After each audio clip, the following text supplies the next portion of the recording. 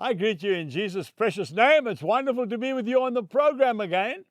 We're going to go straight to the Word of God, and I'm going to start off in the book of Luke, chapter 15 and verse 13.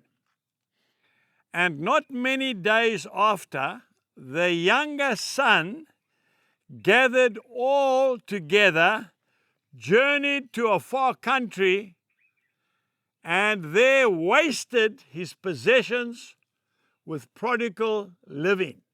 Yes, I'm talking about the prodigal son, the one who came to his father and said, I want my inheritance now. His older brother must have said, but don't do that because we're going to go bankrupt. No, I want my money. So his dad maybe went to the bank and borrowed the money, gave it to his son. The other son that remained with him wasn't happy about it. His father said, let him go. I want to say something to you.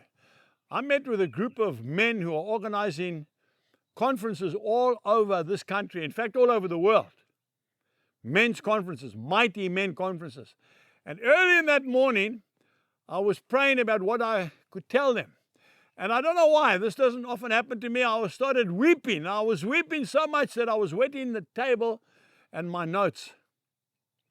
And I had a picture. This is the picture I want to share with you. In South Africa, just west, an hour west of this farm, there are the huge Drakensberg Mountains. They're massive mountains. And there's a bird that lives in those mountains, right in the top. He's a solitary bird. He's called a lammergeier. But the translation is he's the bearded vulture. He's got a wingspan of about 2 meters, I believe, maybe even more. He's a solitary bird. He lives by himself, obviously with his family, but he doesn't mix with all the other birds.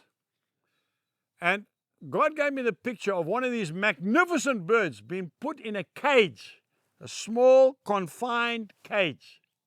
Now, I want to ask you a question, young man, young lady. When you put a magnificent animal like that in a cage, okay, you feed it, you give it water and food, but what happens to that bird? It dies. It dies. And the word the Lord gave me for these men who are organizing these events, do not put men in a cage. Do not put people in a cage. I'm talking to a mother here who's so concerned. Her son is in the far country. He's living an ungodly life, and you don't know what to do.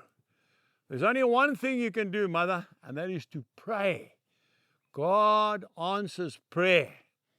That father, that farmer who gave his son his inheritance, I've got a clear picture of him sitting on the veranda in the evening as the sun's going down, and there's a long road goes down to the district road, and he's got his gate of his farm right at the end.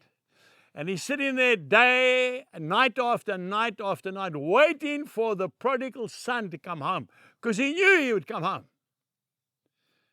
The tendency is to go and interfere, to try and catch him and put him in a cage. Leave him. Leave him. Pray for him. And then one afternoon, as the sun's going down, he looks, and there he sees his son coming to the gate.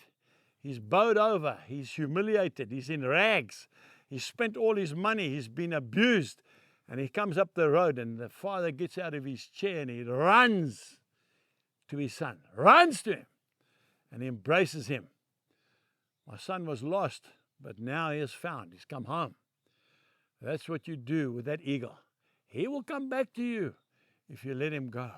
But in the meantime, what do? You pray for him, and God will bring him home. But don't put him in a cage.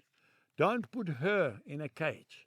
Love them and let them go, and they will come back. If you try and hold them and dominate them and oppress them, they'll run away. Jesus bless you and goodbye.